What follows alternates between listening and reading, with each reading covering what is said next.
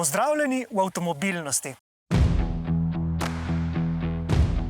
Današnja naslovna tema so alternativni javni prevozi oziroma vsaj takšni javni prevozi, ki ne delujejo s fiksnim voznim redom.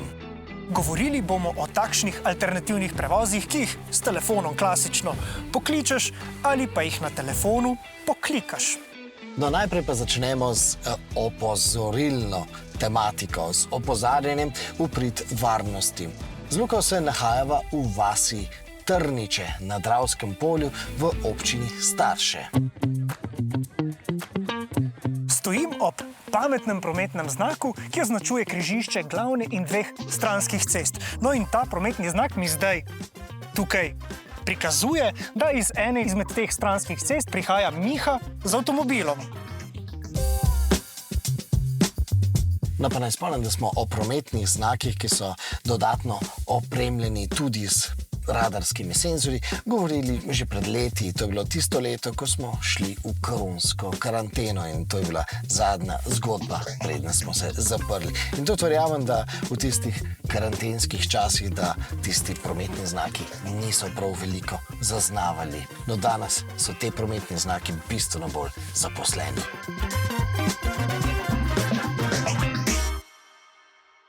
Cops, kakšne vrste policisti so to? Gre za Collision Preventing System, torej kratica COPS. Gre za sistem, ki rešuje problematiko na nevarnih odsekih. Trenutno se nahajamo na eni izmed teh lokacij, gre za Zagrebško cesto na Ptuju, kjer smo v letošnji kampanji skupaj za večjo prometno varnost, ki jo v bistvu že vrsto let sodelujemo z Zavarovalnico Triglav, smo na 13 mestih po Sloveniji lokacijah postavili te sisteme. V tem primeru gre za sistem, ki opozarja približevanje prehodu za pešce in kolesarje. Točno ta tabla, ki jo zdaj gledamo. Tako, ja, gre za modularen sistem, tako da ga lahko prilagajamo po želji. V tem primeru smo namestili piktogram prehoda za pešce in kolesarje.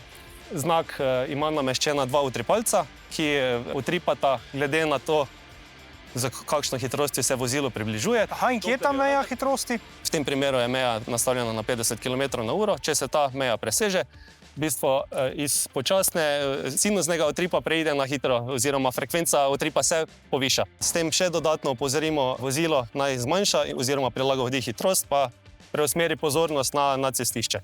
Ampak zakaj je tukaj ravno tabla, ki opozarja na preveliko hitrost? Katera specifika tega prometnega odseka pravzaprav to prinaša? Gre za neposredno bližino osnovne šole Breg, ki se nahaja manj kot 100 metrov stran. Se pravi, obremenjen prehod za pešce. Obremenjen prehod, kot vidite, je tudi frekvenca vozil povečana v teh prometnih konicah. Gre pa tudi za šolsko pot, ki poteka iz centra mesta preko mostu, je speljana kolesarska steza in v bistvu na tem krožišču ustvarjeno nekakšno krožišče za kolesarje, ki lahko v bistvu krožijo in se spremenijo pot nazaj proti jugu. Ta sistem je postavljen kakšne 3 tedne. Smo že pri obdelavi podatkov zaznali, da so rezultati porazni glede hitrosti. Vozijo tudi do 100 km/h, kar je dvakrat. Znotraj naselja govorimo. Tako da se je izkazalo, da je ta znak na tej lokaciji res potreben. Sicer se moramo zavedati, da je zavorna pot kolesarja dosti krajša od vozila, a kljub temu moramo tudi vozila opozarjati na nek nevarni odsek, da prilagodijo hitrost in temu primerno zmanjšajo. Kako pravzaprav sistem deluje? Si lahko z tehničnega vidika tudi mogoče kaj pogledamo?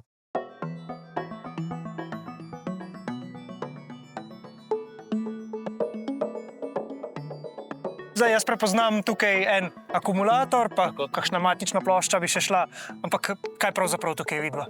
Zdaj, če gremo po vrsti, tako kot se pravilno ugotovil, gre za akumulator, ki se napaja preko javne razsvetljave. No, kaj pa vidva še na tisti strani? Zgoraj se nahaja radar, deluje na principu Dopplerja, Dopplerjev efekt. Radar je nastavljen na razdaljo zaznave nekje 200 metrov. Levo zgoraj se še nahaja ta krmilni del, gre za krmilnik, ki ima nameščen tudi GSM modul. V bistvu dva znaka komunicirate med seboj. En izmed znakov ima vedno nameščen GSM modul, ki v bistvu te podatke pošilja v naš oblak. Tam se pa podatki potem obdelajo. A bi bilo smiselno, da bi ta sistem opozarjal tudi na pešca, ki je v nekem trenutku na prehodu, da bi voznike opozarjal? Zdaj, v tem primeru se pogovarjamo o Copset Zebra Light sistemu. Imamo pa tudi klasični Copset Zebra sistem, ki ima poleg dveh znakov, kot so tukaj, še dva manjša prikazovalnika hitrosti, ki v bistvu na samem prehodu za pešce opozarjata na prihajajoče vozilo in pa prikazujete hitrost tega vozila, ki se približuje prehodu za pešce. S tem na nek način pešca, ki želi prečkati cesto oziroma v tem primeru kolesarja, opozarjamo, da je mogoče vozilo se približuje s preveliko hitrostjo in pač na sam prehod sploh ne stopi. Počaka, da se vozilo odpelje naprej, pa potem varno prečka cesti. Se pravi, tiste pa še bolj napreden sistem potem. Naj vam zdaj demonstriram še eno rešitev, kako ta pametna tehnologija poenostavlja dogajanje v prometu oziroma kako izboljšuje varnost.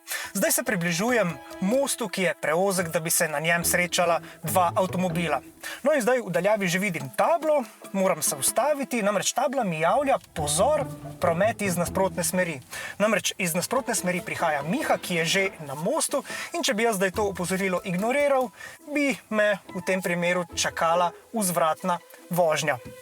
No, tako pa sem po zaslugi te table na Miha počakal, zdaj lahko nadaljujem vožnjo in na ta način ta v resnici preprost sistem nadomešča semaforje, ki pa vemo, da v takšnih situacijah običajno pomenijo kar preveč tistega nepotrebnega čakanja.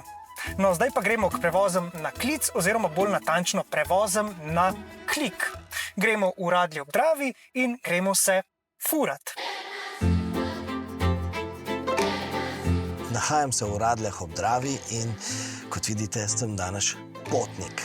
Potnik v električnem Toyotinem kombiju, ki sem ga poklical kar preko aplikacije, nove aplikacije z imenom Fura Radlje.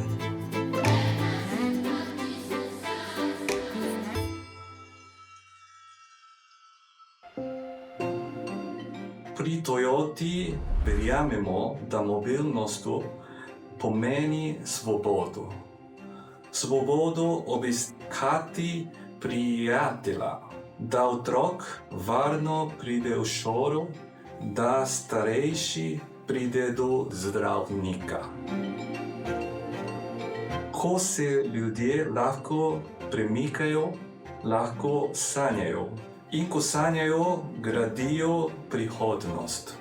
Ko stopimo skupaj, sanje postanejo resničnost. Fura Radlje je dokaz za to. Fura Radlje je storitev, ki je občina Radlje ob Dravi podarila svojim občanom, da bi olajšala prevoz po občini. Z redno linijo povezuje odročnejše vasice občine z osrednjim krajem, prevozom na klic nadomeščajo potrebo po taksi službi, električne Toyote Pro Ace pa zjutraj in popoldne služijo prevozom otrok v šolo in domov. In prav slednji so bili povod, na koncu pa so z novo storitvijo rešili več muh na en mah.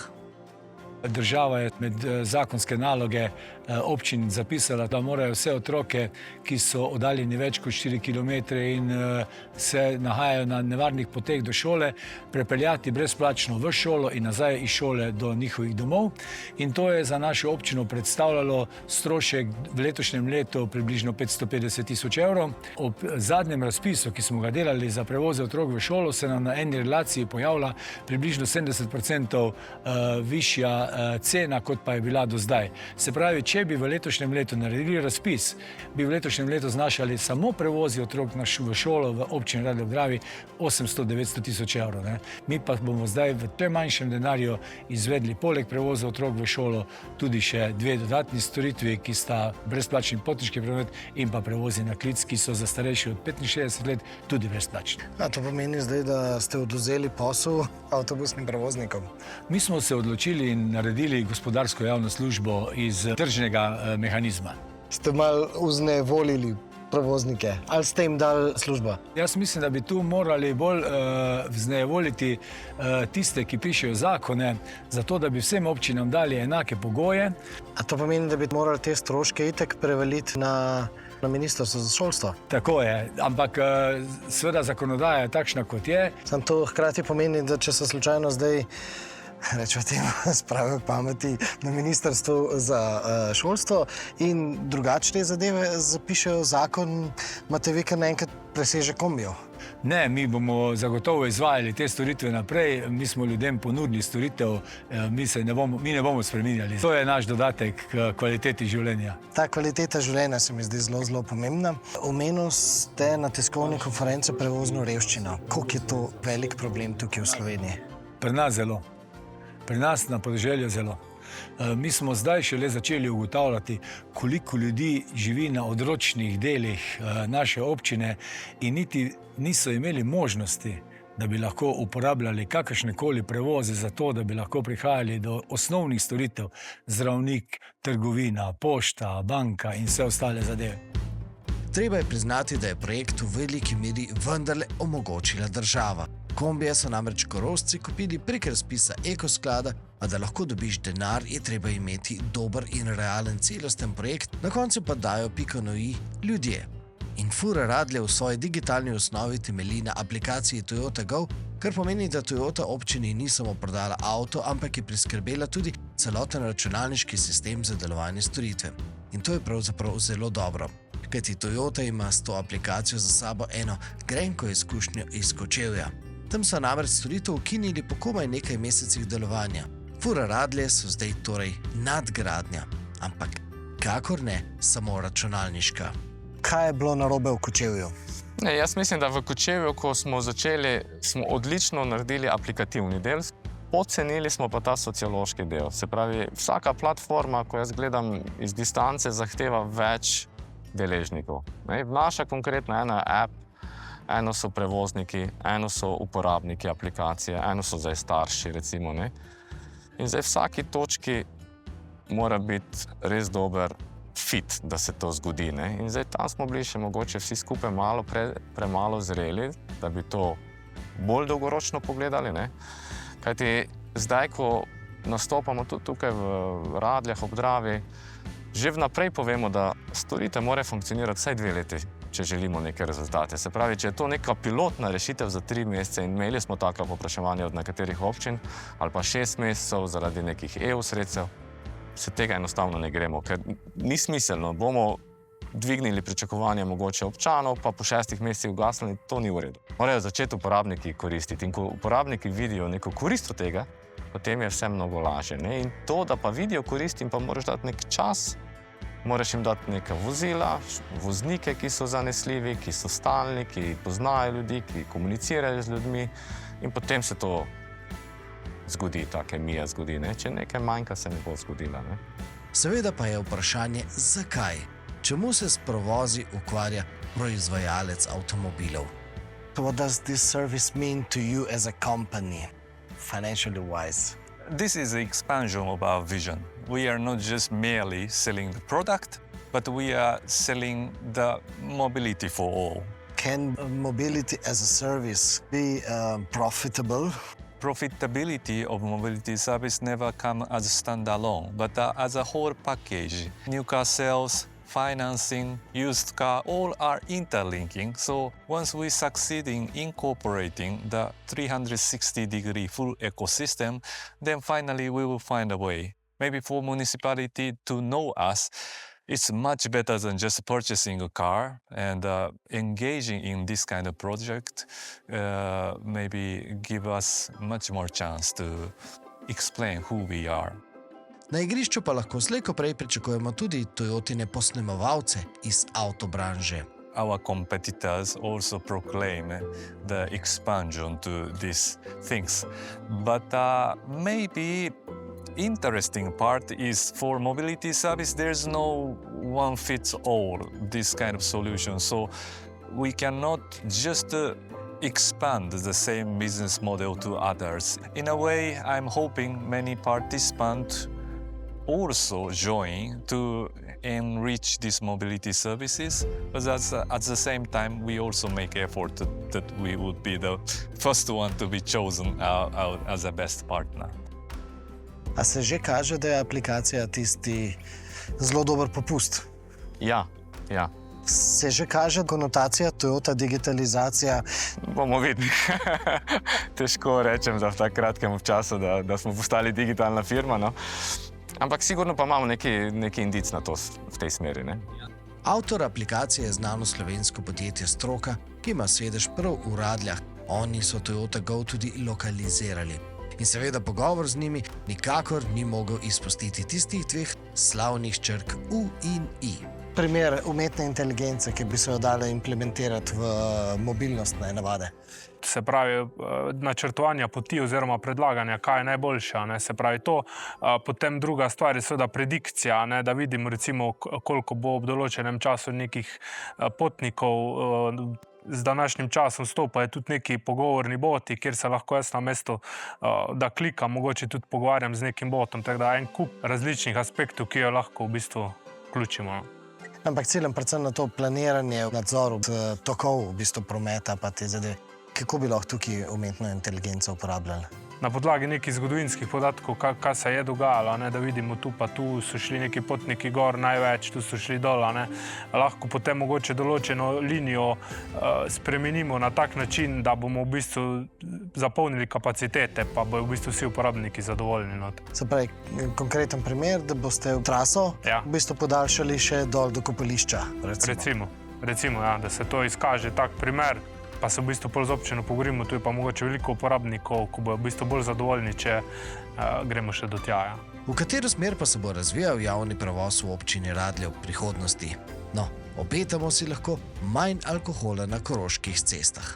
Ko želene pomeni tudi, da imaš možnost iti na veselico v soboto zvečer. Takrat pa vaši kombi ne delajo. Kako rešiti ta problem? Kolega je tudi preomenil heroje furamo v pižamah. Ne? To je super v bistvu zadeva, ki bi dejansko lahko funkcionirala tudi na ta način, da bi v bistvu tudi lokalne veselice imele bolj varne nočne prevoze s pomočjo vaših kombijev. Prejšnji teden smo imeli praznik občine in smo imeli prireditve in že te prireditve smo že uporabljali furo za prevoze na in iz prireditev. Sicer niso bile v nočnem času, ampak neki poizkus je že. Ne? Tako da smo že nadgrajujemo in bomo poskušali vse skozi nadgrajevati zgodbo, da bo, tako kot smo rekli, dosegala neke standarde visoke kakovosti življenja. Se pravi, bomo decembra se tukaj dobili in sredi noči delali zgodbo o tem, kako peljete iz... Bova poizkusila. Ja, zagotovo. Jaz sem eden izmed herojev, ki vozijo v pižamah, tako da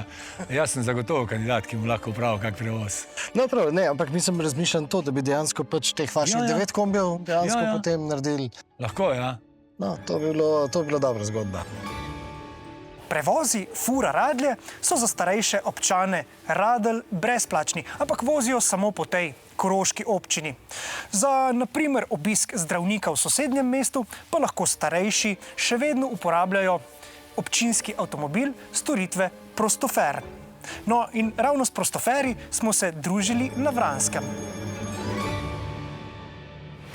No, en stavek iz te radeljske zgodbe je izredno pomemben tudi za naslednjo zgodbo in dajmo ga še enkrat slišati. Moraš jim dati neka vozila, voznike, ki so zanesljivi, ki so stalni, ki poznajo ljudi, ki komunicirajo z ljudmi in potem se to zgodi, ta kemija zgodi. Ne? Če nekaj manjka, se ne bo zgodila. Ne? Torej, voznik, ki je zanesljiv, ki se pogovarja, ki posluša, no, to so lastnosti, ki so izredno pomembne. Namreč prostoferske stranke, ko se usedejo v avtomobil, pridejo tudi zato, da se pogovorijo, da izlijajo svoje čustva, da povejo svoje spomine. Ja, tudi otožnost se kdaj pa kdaj pojavi. In naloga nas voznikov prostoferjev je, da dejansko poslušamo. In v tem pogledu mora biti vožnja povsem v drugem planu. Ne sme biti cukanja, ne sme biti nevarnih situacij, ne sme biti klepetanja po telefonu. Ta čas je dejansko namenjen našim potnikom.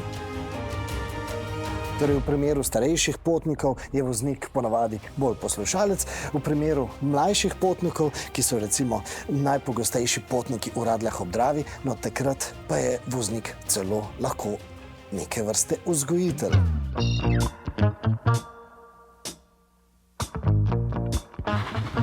Torej, da bi to vožnjo samo postavili v drugi plan, so se danes tukaj na poligonu varne vožnje na Vranskem zbrali prostoferi iz vse Slovenije.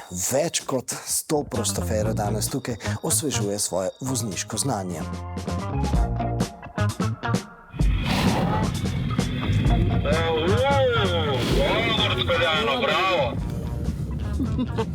Mi želimo, da so prostoferji varni vozniki, zato že celo leto z našimi partnerji, tudi Zavarovalnico Triglav, z Agencijo za varnost prometa, sodelujemo na področju izobraževanja in jih usmerjamo in pošiljamo na njihove osvežitvene vožnje, na brezplačne delavnice CPP-ja, skratka vse, kar je povezano s prometno varnostjo.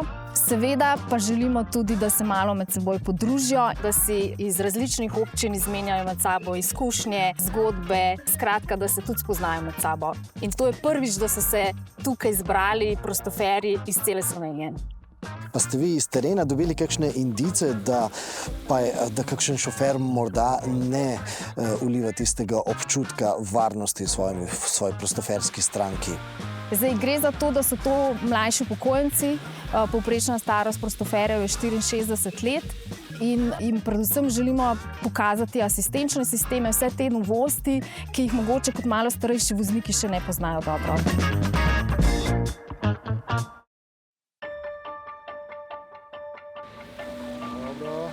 Pogled. Ok. Kakšno vlogo ima sploh psiholog na takšnem izobraževanju, vozniškem izobraževanju, konkretno tukaj danes na Vranskem? Prostoferji so skupina ljudi, ki pač pomagajo starejšim, ko so v stiski, da so to ljudje, ki radi pomagajo.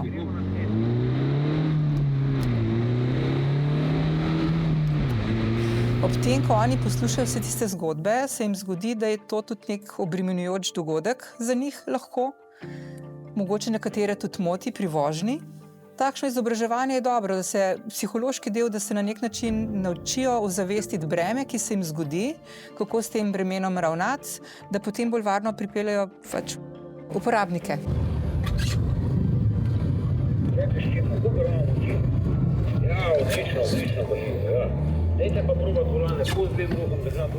En primer, kako se soočiti, da zgodba prostoferske stranke ne postane breme oziroma tudi motilec med samo vožnjo.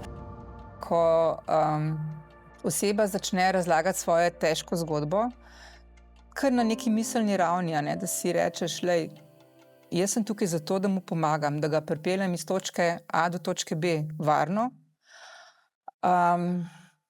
In to je moj del, ki ga dam.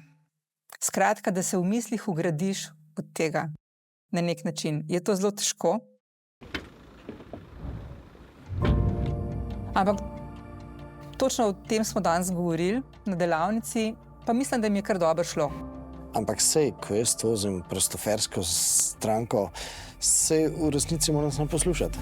Sveda, sam poslušaš, ampak ob tem lahko tudi dovoliš, da te misli potegnejo. To je tako kot vsi motilci pozornosti. Tisto, kar te v tistem trenutku bolj zanima, tja tvoje misli grejo.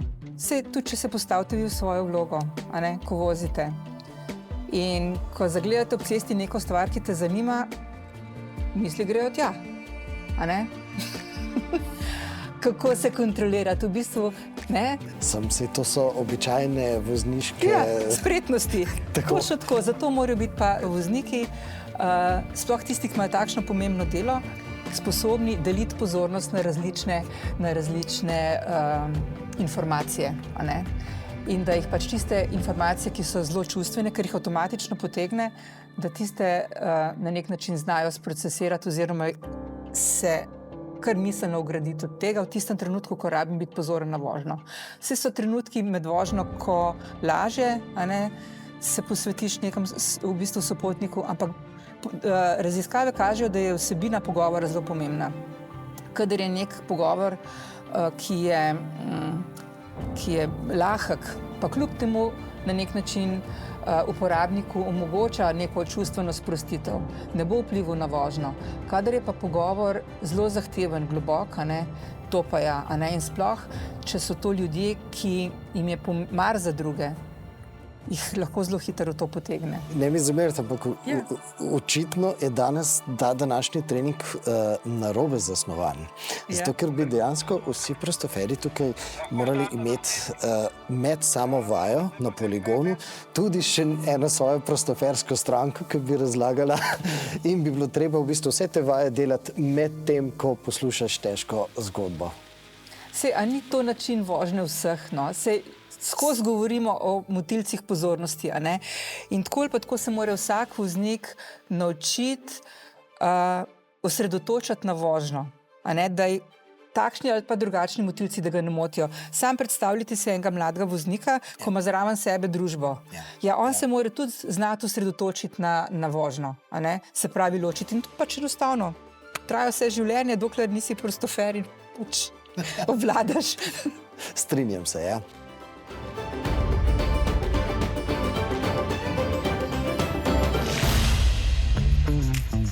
Ta konkreten Ford Tourneo Custom je poseben v tem, da je asimetričen. Da vam pokažem. Če ga pogledamo iz voznikove perspektive, vidimo, da je to klasičen tovorni kombi z eno samo sedežno vrsto. Če pa ga pogledamo iz sovoznikove strani, pa vidimo, da imamo kar naenkrat dve sedežni vrsti. Se pravi, tukaj je spredaj še vedno prostor za 3 potnike, imamo pa še takšno dodatno klop za 2 potnika. In zdaj, kot vidite, ta potnika nima ta okna na levo stran, ven lahko gledate samo skozi desno okno.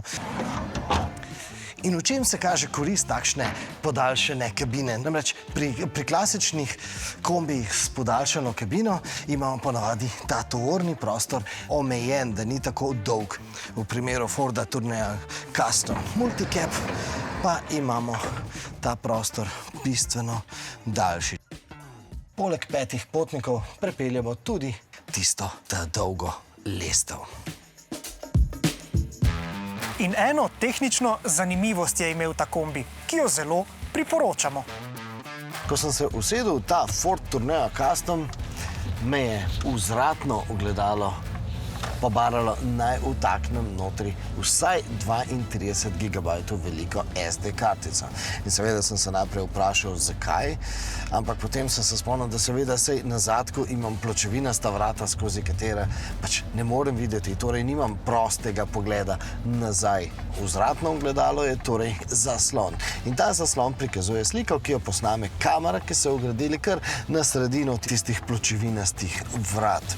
Nimam pa samo kamere na zadku, ampak je kamera tudi na zunanjem delu tega vzvratnega ogledala. In ta kamera je dodatna ekstra kamera, to ni tista kamera, ki jo sicer kombi uporablja za asistenčne sisteme.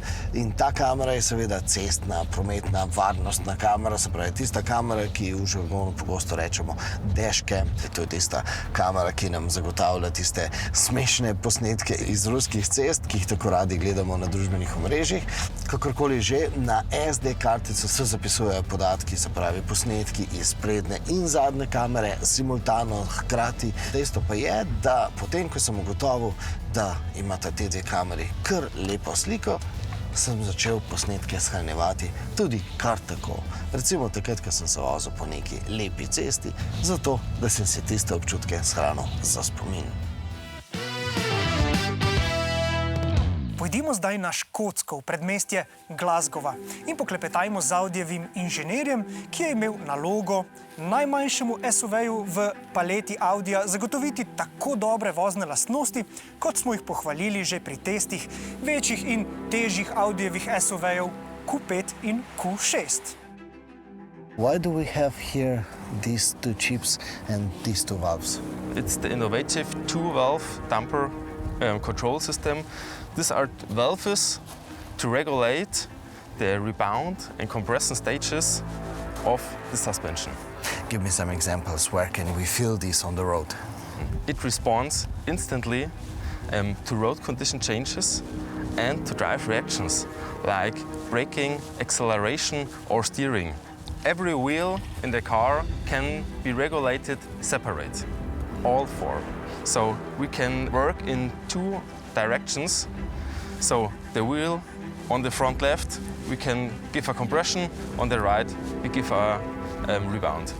We got oil in the over chamber, yeah, and then the oil can flow through the valve to the upper chamber, yeah. Okay. And so we can once use the valve for the rebound and the second valve for the compression, and then the oil flow through the valve to the upper chamber, and from the upper chamber it can flow upwards to the compression. But how can you detect a pothole, for example, in front of the car on the road? The two-valve damper reacts in milliseconds, and so even the sensor gives us a signal. It's only need milliseconds to create, so we don't have to scan the road meters before. We do it actually. So there's no cameras that are detecting what is going on the road? Not for the system. But do we need cameras to better understand the road, what is going on the road? Actually not. We're very well prepared with the system, and for the new Audi Q3, that's the best we can get. So if I understand correctly, we don't need cameras because this system is capable enough, because it is so quick. Yes, this is so quick. You always can drive it fast, yeah. That's what for the car is made for, yeah. It's for comfort driving, it's for dynamical driving on winding roads, and you can always explore gravel roads, yeah. That's a decision where the car is made for, yeah. So I will not hurt the car if I'm driving on the gravel road? No, I'm not even. Okay, that's nice to hear, because usually when I'm driving fast and I have a co-driver, they say, oh, you should drive it. Be nice to the car. Yeah, no, it's okay, yeah. Car is made for every situation.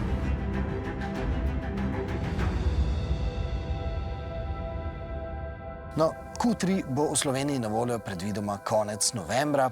Naj pa na tem mestu vendarle pripomnim, da sem iz Q5 in iz Q6 izstopil z večjim nasmehom na obrazu.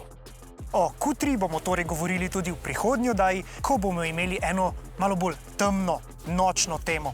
Namreč pri Audiju ponoči delajo dan v službi varnosti. No, do takrat pa berite članke na MMC-ju, poglejte si daljše zgodbe na našem YouTube kanalu, krajše izseke pa poiščite na naših kanalih na družbenih omrežjih. No, vabimo pa vas, da tudi na vašem pametnem televizorju poiščete aplikacijo RTV 365 in tam boste našli naše zgodbe iz arhiva. Torej, do prihodnjič, srečno!